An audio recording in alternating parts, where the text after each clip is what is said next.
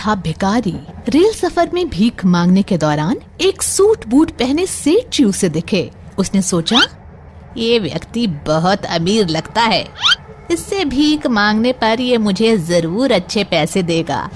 वो उस सेठ से भीख मांगने लगा। भिखारी को देखकर उस सेठ ने कहा, तुम हमेशा मांगते ही हो, क्या कभी किसी को कुछ देते भी हो? भिखारी बोला, साहब मैं तो भिखारी हूँ, हमेशा लोगों से मांगता ही रहता हूँ। मेरी इतनी औकात कहाँ कि किसी को कुछ दे सकूं? जब किसी को कुछ दे नहीं सकते तो तुम्हें मांगने का भी कोई हक नहीं है। मैं एक व्यापारी हूँ और लेन देन में ही विश्वास करता हूँ। अगर तुम्हारे पास मुझे कुछ देने को हो तभी मैं तुम्हें बदले में कुछ दे सकता हूँ। तभी वे स्टेशन आ गया जहाँ पर उस सेठ को उतरना था। वो ट्रेन से उतरा और चला गया। इधर भिखारी सेठ की कही बात के बारे में सोचने लगा। सेठ के द्वारा कही गई बात उस भिखारी के दिल में उतर गई। वे सोचने लगा, शायद मुझे भीख में अधिक पैसा इसीलिए नहीं मिलता क्योंकि मैं उसके बदले में किसी को कुछ दे नहीं पाता हूँ। लेकिन मैं तो भिखारी हूँ, किसी को कुछ देने लायक भी नहीं हूँ। लेकिन कब तक मैं लोगों को बिना कुछ दिए केवल मांगता ही रहूंगा।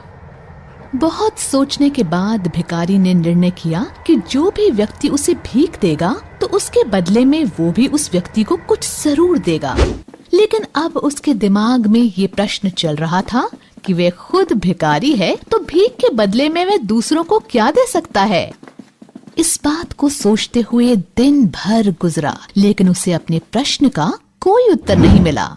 दूसरे दिन जब वो स्टेशन के पास बैठा हुआ था तभी उसकी नजर कुछ फूलों पर पड़ी जो स्टेशन के आसपास के पौधों पर खिल रहे थे। उसने सोचा, क्यों ना मैं लोगों को भीख के बदले कुछ फूल दे दिया करूं।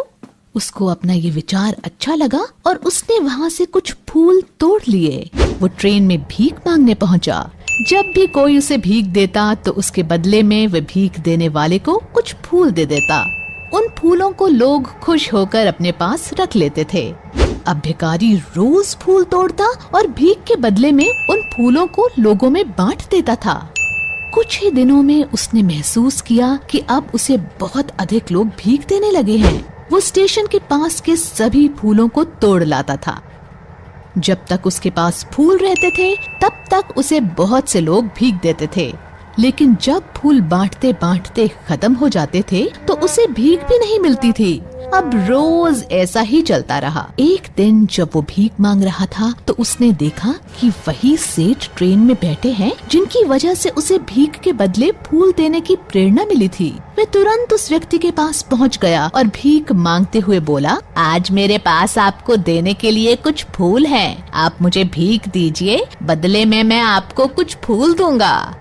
सेठ ने उसे भीख के रूप में कुछ पैसे दे दिए और भिखारी ने कुछ फूल उसे दे दिए। उस सेठ को ये बात बहुत पसंद आई। वाह क्या बात है, आज तुम भी मेरी तरह एक व्यापारी बन गए हो। इतना कहकर फूल लेकर वो सेठ स्टेशन पर उतर गया। लेकिन उस सेठ द्वारा कही गई बात एक बार फिर से उस भिखारी के दिल में उतर गई। वो बार बार उस सेठ के द्वारा कही गई बात के बारे में सोचने लगा और बहुत खुश होने लगा। उसकी आंखें अब चमकने लगीं। उसे लगने लगा कि अब उसके हाथ सफलता की वह चाबी लग गई है जिसके द्वारा वह अपने जीवन को बदल सकता है।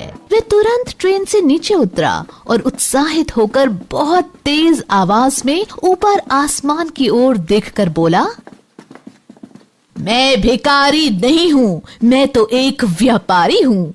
मैं भी उस सेठ जैसा बन सकता हूँ, मैं भी अमीर बन सकता हूँ।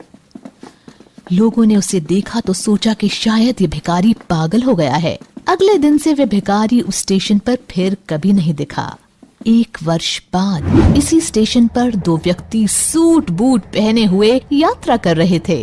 दोनों ने एक दूसरे को देखा तो उनमें से एक ने दूसरे को हाथ जोड़कर प्रणाम किया और कहा, क्या आपने मुझे पहचाना? नहीं तो, शायद हम लोग पहली बार मिल रहे हैं। सेठ जी आप याद कीजिए, हम पहली बार नहीं बल्कि तीसरी बार मिल रहे हैं। मुझे याद नहीं आ रहा। वैसे हम पहले 2 बार कब मिले थे? अब पहला व्यक्ति मुस्कुराया और बोला, पहले भी 2 बार इसी ट्रेन में मिले थे। मैं वही भिखारी हूँ जिसको आपने पहली मुलाकात में बताया कि मुझे जीवन में क्या करना चाहिए और दूसरी मुलाकात में बताया कि मैं वास्तव में कौन हूँ। नतीजा ये निकला कि आज मैं फूलों का एक बहुत बड़ा व्यापारी हूँ और इसी व्यापार के काम से दूसरे शहर जा रहा हूँ।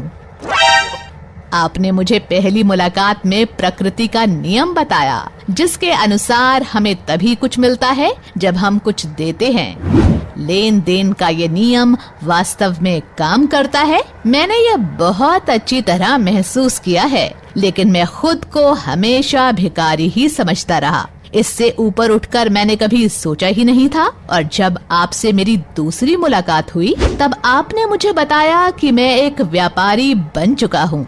अब मैं समझ चुका था कि मैं वास्तव में एक भिखारी नहीं बल्कि व्यापारी बन चुका हूँ। भिखारी ने स्वयं को जब तक भिखारी समझा वो भिखारी रहा। उसने स्वयं को व्यापारी मान लिया, व्यापारी बन गया। शिक्षा: इंसान अगर चाहे तो अपना भाग्य खुद लिख सकता है।